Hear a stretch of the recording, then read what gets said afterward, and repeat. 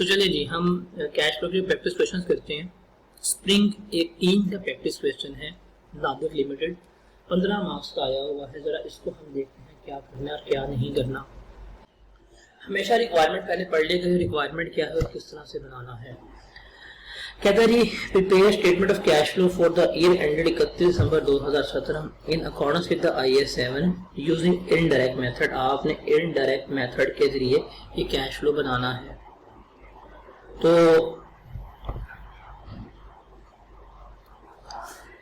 सवाल करो और उसको लेके शुरू होते जाओ साथ साथ। देखिए जी, उसने क्या रही, प्रॉफिट एंड लॉस अकाउंट का उसका ये है, प्रॉफिट बिफोर टैक्स है, टैक्सेशन है। ये याद रखना, ये टैक्स एक्सपेंस होता है हमारा नॉर्मली, और ये है प्रॉफिट आफ्टर टैक्स। आपने सवाल को दो दफा रीड नहीं करना, आप सवाल पढ़ते जाएं, जो जो आपको फिगर मिलती जा रही है उसकी आप एडजस्टमेंट वगैरह करते जाएं। अब जिसको हम लिखते हैं, ये नादिर लिमिटेड है, हम लिखते हैं जी नादिर लिमिटेड। ये आ जाएगी इसकी statement of cash flows. Year and कौन सा है, for the year ended 31 December 2017। अभी हमने सिर्फ ये चीज लिखी है, इस चीज में जो कैश फ्लो में मूवमेंट वगैरह है हम उसको लिख लेते हैं। अब ये तो होगा मेरे ख्याल से cash flow from operating activity से स्टार्ट होगा। यहां पे आ जाएंगे हमारे पास दो कॉलम, 1 और 2। अभी हमने देखें एक ही फिगर बड़ी है, वो है प्रॉफिट बिफोर टैक्स। तो हम स्टार्ट कहां से करते हैं, हम प्रॉफिट बिफोर टैक्स से ही स्टार्ट करते हैं। प्रॉफिट बिफोर टैक्स इतना है हमारे पास 8955। लिख लो जी, ये है हमारे पास प्रॉफिट बिफोर टैक्स 8955, और ये है रुपीज इन 1000 है, तो हम इसको रुपीज इन 1000 ही लेकर चलेंगे। और मैंने आपको बताया था कि आपने करना है कैश एंड कैश इक्विवेलेंट्स जो है ना, वो लाजमी लिखने करने हैं। इसके नंबर होते हैं, एक आधा नंबर लाजमी होता है। अब आप बैलेंस शीट में आओ, बैलेंस शीट हमने पढ़नी है, शेयर कैपिटल, प्रीमियम सब कुछ है। आप चलो करंट एसेट्स में। करंट एसेट में देखो कैश एंड बैंक का बैलेंस गिवन है, ये है ओपनिंग, ये है क्लोजिंग। इसके अलावा तो शॉर्ट टर्म इन्वेस्टमेंट वगैरह मुझे नहीं लग रही, शॉर्ट टर्म इन्वेस्टमेंट नहीं है। इसका मतलब यही मेरे पास कैश एंड कैश इक्विवेलेंट है। इसको हम यहाँ पे लिख लेते हैं, कैश एंड कैश इक्विवेलेंट को। तो इसको हम अगर यहाँ पे ऑपरेटिंग कर रही हैं एक्टिविटीज, तो यहाँ पे आ जाएंगी हमारी इन्वेस्टिंग, फाइनेंसिंग। हम यहाँ पे लिख लेंगे ओपनिंग। यहाँ आ जाएगा हमारे पास opening cash and cash equivalent. यहाँ आ जाएगा हमारे पास closing cash and cash equivalent. और यहाँ पे हम ले लेंगे जो नेट इंक्रीज या डिक्रीज होगा, नेट इंक्रीज या decrease in cash and cash equivalent. तो जरा हम देखते हैं ओपनिंग कितना था हमारा। ओपनिंग था 3204 और क्लोजिंग है 2355। ओपनिंग है 3204, 3204, क्लोजिंग है हमारा 2355। तो जरा बताओ हाँ कितना ए आ रहा है, 3204 से कितना डिक्रीज आ रहा है, निकालिएगा जरा। 3204 लेस 2355, ये बनता है 849। तो 849 का हमारा net decrease in cash flow होगा जब हम सारी अपनी ऑपरेटिंग एक्टिविटीज लिख लेंगे। तो ये डिक्रीज हमारा आएगा सबको सम करके। तो इस चीज के लिखने का एक आधा नंबर तो हमारे पास होता ही है। अच्छा, उसके बाद हमारे पास बैलेंस शीट पे चलते हैं। कैपिटल है, प्रीमियम है, ओपनिंग प्रीमियम नहीं था, प्रीमियम है, रिटेन्ड अर्निंग है, सरप्लस ऑन रीवैल्यूएशन है। लॉन्ग टर्म लोन्स में हमारे पास आ रहा है, देखें लोन ओपनिंग 5000 था, अभी 40 हो गए। इसका मतलब लोन की शायद कमी वगैरह वाक़या हुई है। करंट लायबिलिटीज में ट्रेड पेएबल्स हैं, एक्रूवल एंड अदर पेएबल्स हैं, और टैक्स लायबिलिटी है। टैक्स लायबिलिटी में टैक्स एक्सपेंस ऐड करके हम वो निकालेंगे। फिर पीपीई है, स्टॉक इन ट्रेड है, ट्रेड रिसीवेबल्स हैं, अदर रिसीवेबल्स हैं, और कैश एंड बैंक है। जो कर लिया उसको हम यहाँ पे लिखते हैं। एडजस्टमेंट्स की बात करते हैं, कहते हैं share issue during the year were as follow. अब देखें शेयर इशू, तो मैंने पहले कहा था आपको कि जो हमारी जो है ना फाइनेंसिंग एक्टिविटी वो बड़ी आसान होती है। तो बेहतर है कि आप ऑपरेटिंग पे शुरू करो, ऑपरेटिंग पे दिमाग खपाओ। ऑपरेटिंग में जो वर्किंग होती है आप फाइनेंसिंग एक्टिविटीज भी शुरू करवा सकते हो। आप यहाँ पे शुरू करवा लो जी, cash flow from financing activities, आप इसको पहले कैलकुलेट कर लो। अब देखिए फाइनेंसिंग में याद करें क्या क्या आता है, लोन, डेट फाइनेंसिंग, और क्या आती है हमारे पास, इक्विटी फाइनेंसिंग आ रही होती है। तो ये चीजें हमारे पास आती हैं, ऐसे ही था। और जो इश्यूएंस ऑफ शेयर वगैरह होता है वो हमारे पास आ रहा होता है। तो यहाँ पे आप 2 कॉलम बना लें और हम इसको यहाँ पर फिर लेकर चलते हैं। अब यहाँ पे आप वर्किंग वगैरह बनाएंगे। वर्किंग पे इसने पहले की है, शेयर इशू की हैं। उसके अलावा शेयर इश्यूज है तो शेयर इशू पे करेंगे।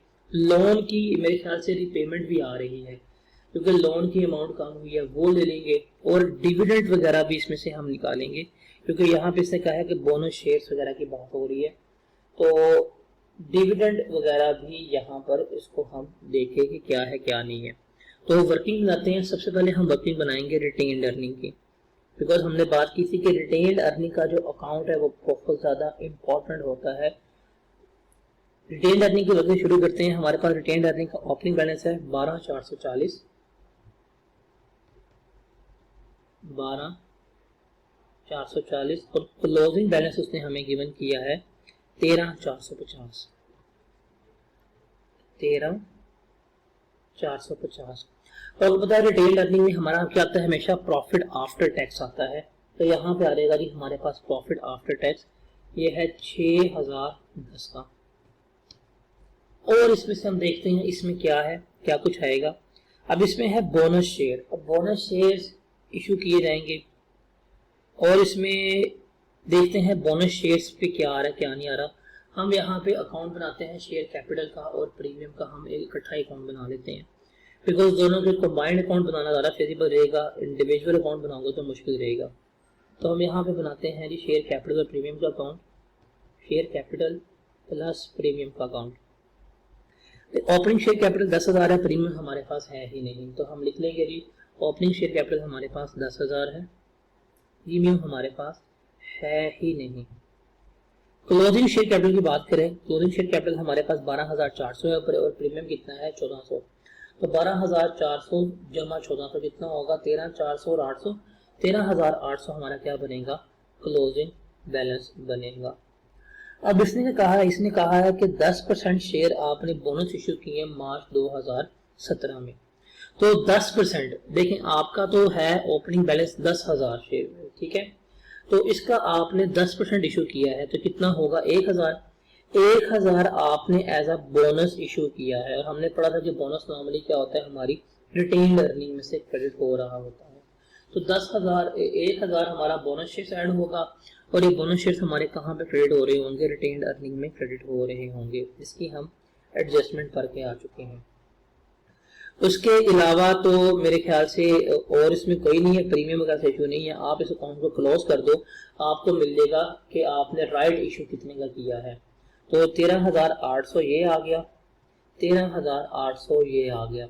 अब 13,800 में से 11,000 लेस करो, कितना बनता है, 13 में से 10 के 3800, 2800। ये जो 2800 है ये मेरा क्या है, ये मेरा राइट इशू है। ये मैंने शेयर इशू किए हैं, राइट इशू किए हैं। और आपको याद हम पढ़ के आ चुके हुए हैं कि जो प्रोसीड फ्रॉम राइट इशू है इससे कैश फ्लो होता है, इससे हमें कैश फ्लो नहीं होता। तो 2800 की जो है ना प्रोसीड फ्रॉम इशू, इससे हमारा क्या हो रहा होगा, कैश फ्लो हो रहा होगा। तो आप यहाँ पर लिख सकते हैं प्रोसीड्स फ्रॉम शेयर इशू। 2800 का आया था तो 2800 की हम यहाँ पे लिख लेंगे हमारी प्रोसीड्स है शेयर इशू की। उसके बाद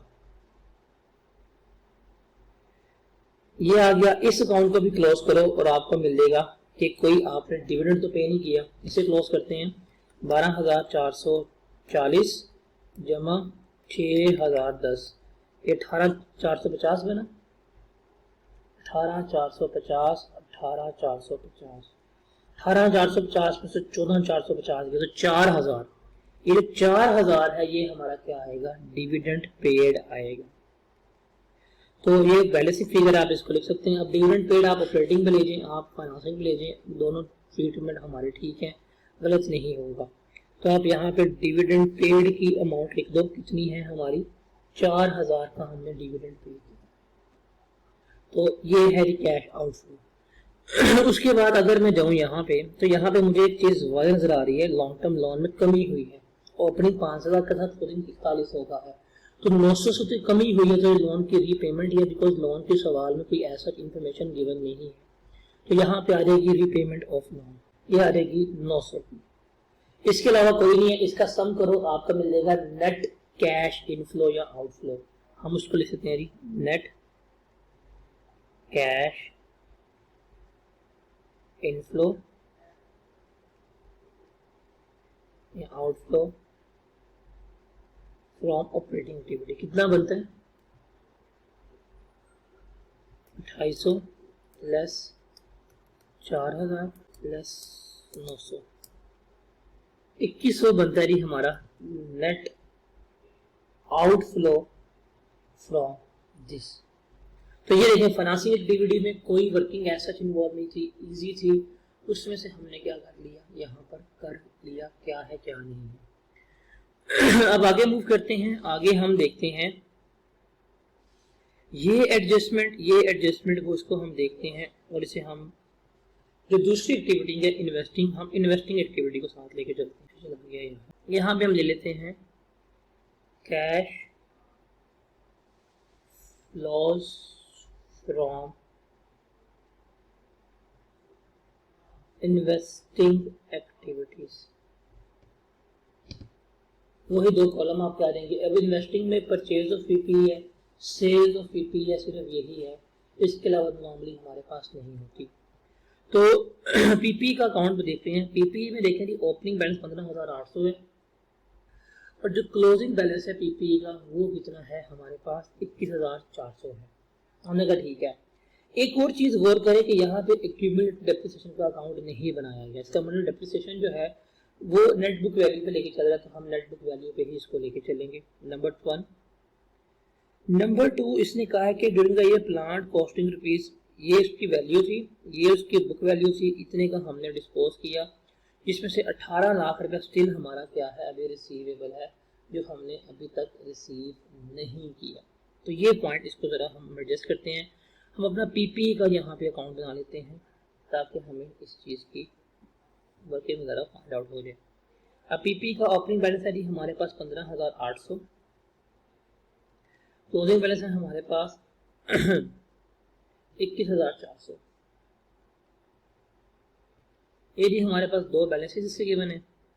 अब उसने क्या बताया है, उसने बताया है कि डेप्रिसिएशन फॉर द ईयर 7,350, तो वो डेप्रिसिएशन है इसी अकाउंट में जाएगी 7,350 की।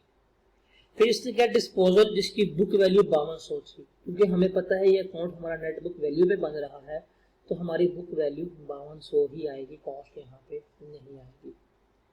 उसके अलावा इसने हमें देखें यहाँ पे बताया ओपनिंग रिवैल्यूएशन नहीं है, बट क्लोजिंग सरप्लस आ रहा है, तो अपवर्ड रिवैल्यू सरप्लस है। इसकी एंट्री क्या पास की होगी, हमने asset account debit revaluation surplus credit किया होगा। तो इसका मतलब एसेट अकाउंट के अंदर हमारा 4,000 से रिवैल्यूएशन सरप्लस भी आ रहा होगा। इसके अलावा तो कोई और इसमें एडजस्टमेंट नहीं है, इसके अलावा नहीं है। तो इसे क्लोज करो और हमें आ जाएगा कितने के हमने एसेट परचेज किए। तो इसे करते हैं जी हम 7,350 जमा 5200 जमा 21,400, ये बनेगा 33,950, 33,950, ये भी आ गया 33,950। इसमें से लेस कर दो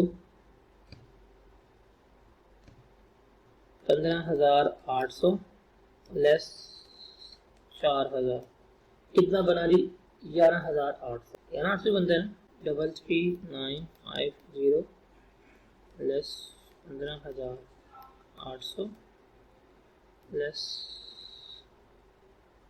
4000, 14,150,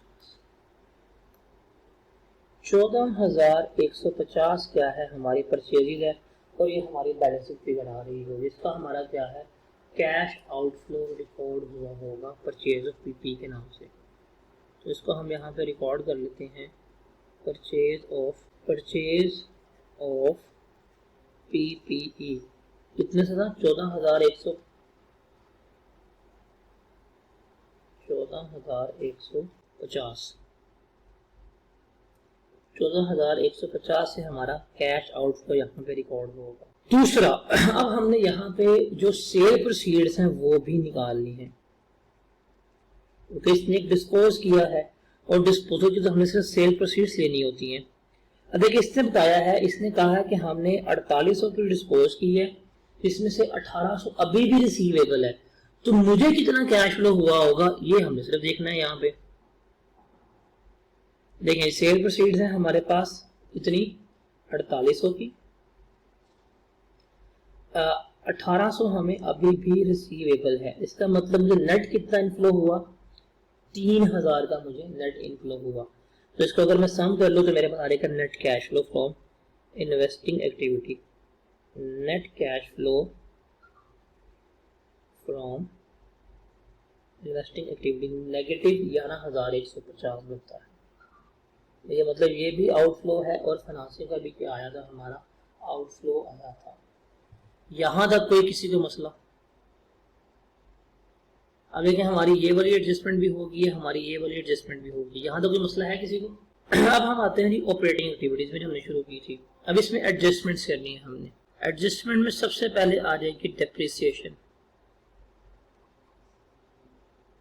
ठीक है, डेप्रिसिएशन तो हमारा मार्केट आइटम है, तो 7,350 की डेप्रिसिएशन जो है वो हमने क्या करनी है, ऐड बैक कर देनी है, नंबर 1।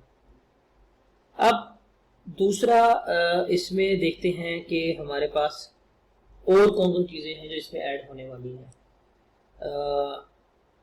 फाइनेंशियल चार्जेस जो हैं वो है 11 लाख के, जिसमें से अक्रूड भी हैं हमारे पास, क्लोजिंग और ओपनिंग। इसका मतलब ये जो इसने एक्सपेंस दिया हुआ है, हम लेते हैं फाइनेंशियल चार्जेस पेड को, ये तो एक्सपेंस है, तो एक्सपेंस ये नहीं आएगा, ये हमारा ऐड बैक हो जाएगा।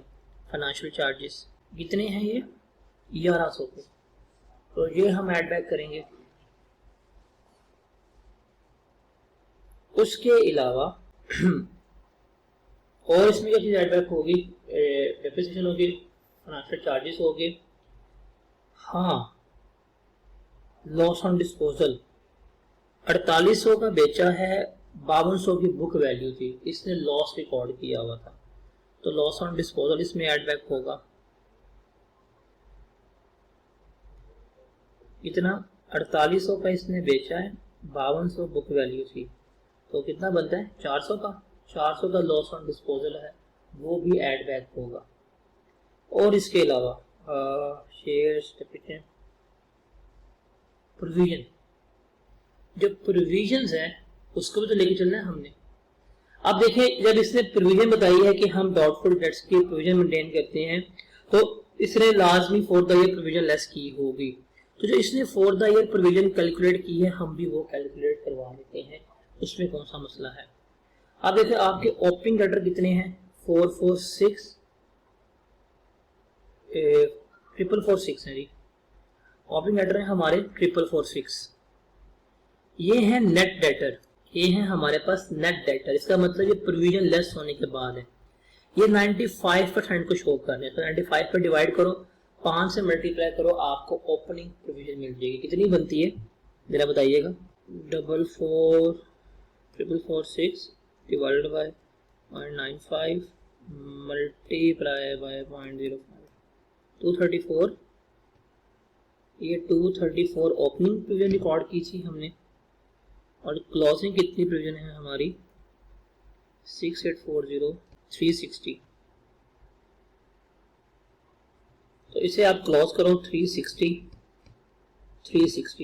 हमने कितने से प्रोविजन रिकॉर्ड की होगी, 126 से, और ये 126 की जो प्रोविजन थी वो हमने एक्सपेंस आउट की हुई थी। तो ये जो प्रोविजन है ये हमें क्या करनी पड़ेगी, ऐड बैक करनी पड़ेगी, प्रोविजन फॉर डाउटफुल डेट कितनी है 126 की, ये हमने ऐड बैक की। इसके अलावा तो मेरे ख्याल से कोई चीज ऐड बैक नहीं होनी। इसका जरा सम करो और बताओ कितना बनता है। इसका सम बनेगा 7350 जमा 1100 जमा 400 जमा 126 8976 बनता है। तो 8976 हमने यहाँ पे ऐड किया, 8976 जमा 8955 ये आ रहेगा जी 17931। ये जो है ना 17931 ये है मेरा operating profit before changes in working capital के। वर्किंग कैपिटल चेंज होने से पहले का जो मेरा प्रॉफिट है वो है ये। अब वर्किंग कैपिटल के चेंजेस हमने यहाँ पे रिकॉर्ड करनी है। पहले हम करंट एसेट्स कर लेते हैं, बाद में हम करंट लायबिलिटीज कर लेंगे। तो करंट एसेट्स में पहले हमारा है स्टॉक इन ट्रेड। ओपनिंग का हमारे पास 5750, क्लोजिंग कितना है 5600 है। इसका मतलब decrease in stock in trade है, decrease in stock in trade. Opening था हमारा कितना 5750 और 5600। उसके अलावा डेटर्स जो हैं वो डेटर्स हमने कहा था ग्रोस लेते हैं, बिकॉज हमने वहां पे प्रोविजन की एडजस्टमेंट की है, तो यहाँ डेटर हमारे ग्रोस आएंगे। तो ग्रोस डेटर से ले लेते हैं हम। अब ग्रोस डेटर है हमारे लग ही रहा है, ओपनिंग हमारे पास 4 से क्लोजिंग हमारे पास 6 है, तो ये इंक्रीज इन डेटर्स आ रहा है, इंक्रीज इन डेटर्स।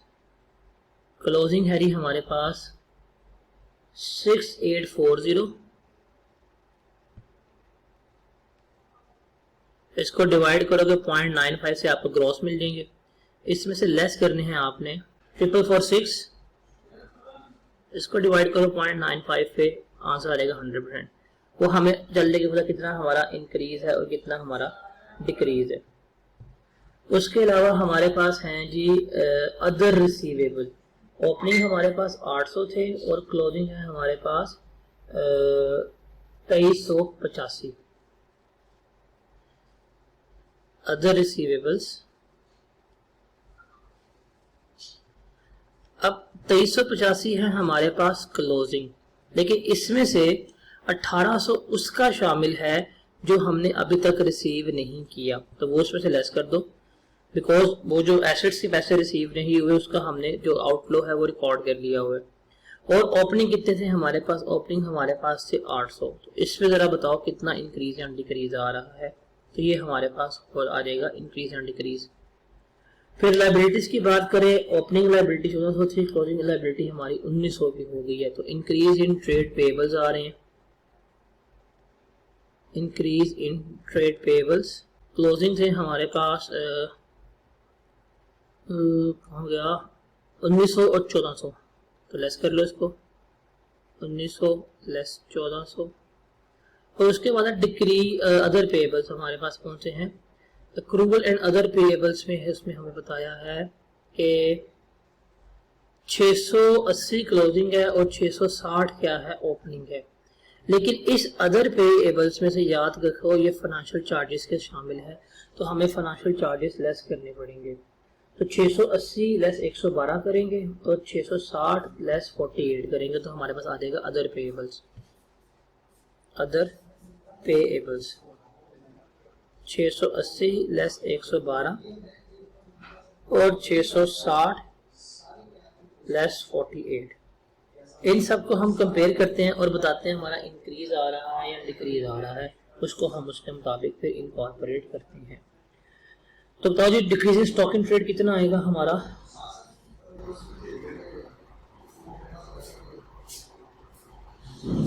$5750 लेस 5600।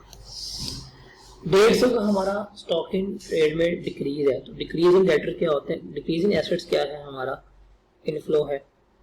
उसके बाद अगर हम ग्रॉस डेटर की बात करें 6840 डिवाइडेड बाय 0.95, ये कितना बनता है 7200।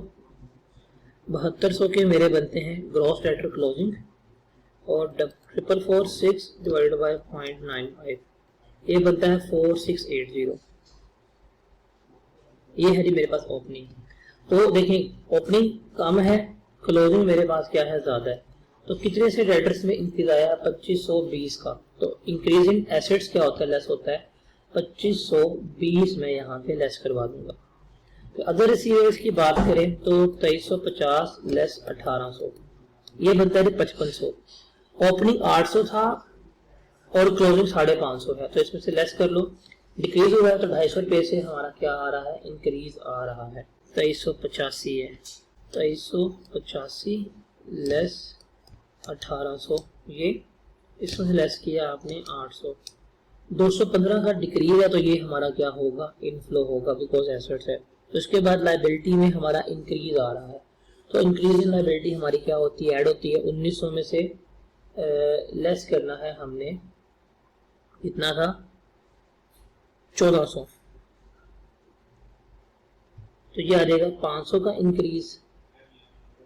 और अगर हम अदर पेबल्स की बात करें 680 लेस 112 568, और ये बनेगा हमारा 660 लेस 48 612, तो 612 लेस 568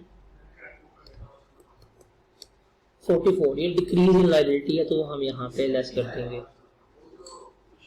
तो ये तमाम हम इसमें से एडजस्टमेंट करेंगे, मेरे पास आ जाएगा net cash flow generated from operations. तो कितना बनेगा इसको देख लेते हैं, 17931 जमा 150 लेस करेंगे 2520 प्लस करेंगे 200 ही था ना यार, 215 था। उसके बाद आ जाएगा 500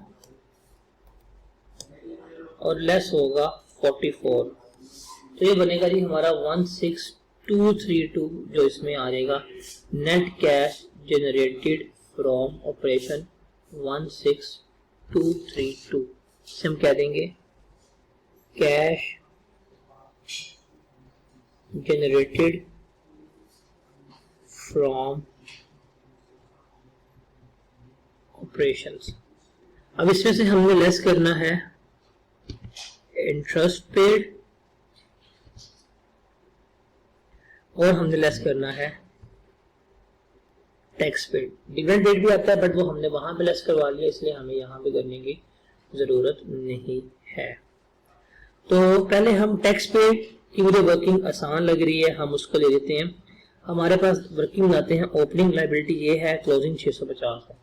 तो ओपनिंग हमारे पास है जी टैक्स की, पेएबल की। ओपनिंग हमारे पास 500 है, क्लोजिंग हमारे पास 650 है। Tax expense for the year कितना निकाला है इसने, 2945 निकाला है, 2945। इसको सम कर लो, कितना बनेगा 2945 जमा 500 3445, इसमें से लेस कर दो आप 650, 3295 जो बनती है इसका टैक्स पेड बनता है। इसको भाई हम फिर बड़े देख लेते हैं। 500 हमारे पास ओपनिंग था, हमने पे किया है प्लस 2945, 3445, इसमें से लेस कर दो आप 650, तो 2795 बनता है टैक्स पेड। तो यहाँ पे आ जाएगा टैक्स पेड आपका 2795। अब हमारे पास आखिरी चीज रह गई है, वो रह गया इंटरेस्ट की। इंटरेस्ट की कितनी हमने पेमेंट की है, तो इसके बारे में इसने बताया है कि फाइनेंशियल चार्जेस है थे इस साल के 1100 थे, ओपनिंग है हमारे पास 48, क्लोजिंग है हमारे पास 112। तो इसको हम यहाँ पे काउंट बना लेते हैं। ओपनिंग है हमारे पास 48, क्लोजिंग है हमारे पास 112, फॉर द ईयर थे 1100। इसे आप क्लोज कर दो, ये बनेगा 1148, ये भी आ जाएगा 148, 1148 में से 112 लेस करो, 1148 लेस 112, ये बनेगा जी 1036। ये जो 1036 है ये हमारा एक्चुअल में इंटरेस्ट रेट आ रहा है 1036। ये लेस कर दे, आपके पास आ जाएगा net cash flows from operating activities. तो ये कितना बनता है हमारा 16232 लेस 1036 लेस 2795, 12401 हमारा क्या बनेगा net cash generated from operating activities. हम कह देंगे net cash flows from operating activities. इतना जी 12401। हम तसल्ली करते हैं 12401 हमारे पास ऑपरेशन से आया और इन्वेस्टिंग से हमारा गया 11150। 12401 लेस 11150 और इसमें से फिर हम लेस करते हैं फाइनेंसिंग से, कितना गया हमारा 2100 और लेस कर दो 2100, कितना बनता जवाब 849। देखिए जी 849 वो और 849 ये दोनों हमारी चीजें बैलेंस है। इसका मतलब हमारी कैश फ्लो स्टेटमेंट जो है वो बिल्कुल ठीक है, हमने ठीक तरह से अपनी कैश फ्लो स्टेटमेंट कैलकुलेट की थी। तो ये सवाल था हमारा कितने मिनट का, ये हमारा सवाल था गालिबन 15 मिनट मार्क्स का सवाल था। तो 15 इंटू 1.8 ये 27 मिनट में सॉल्व होना चाहिए था। तो आप देख लें हमने रीड करके कितने मिनट में समझ के सॉल्व किया है। तो ये कैश फ्लो था। तरीकेकार आपको होना चाहिए, डाटा में नहीं घूमना। अब वर्किंग यहाँ पे ऑपरेटिंग एक्टिविटी की थी, बट हमने अगर फाइनेंसिंग और इन्वेस्टिंग पहले कैलकुलेट कर ली है और ऑपरेटिंग अगर हम थोड़ी बहुत गलती भी कर ले तो भाई 15 में से 12-13 नंबर आप इजीली सिक्योर कर लोगे। तो ये हमारा सवाल था स्प्रिंग 18 की अटेम्प्ट का।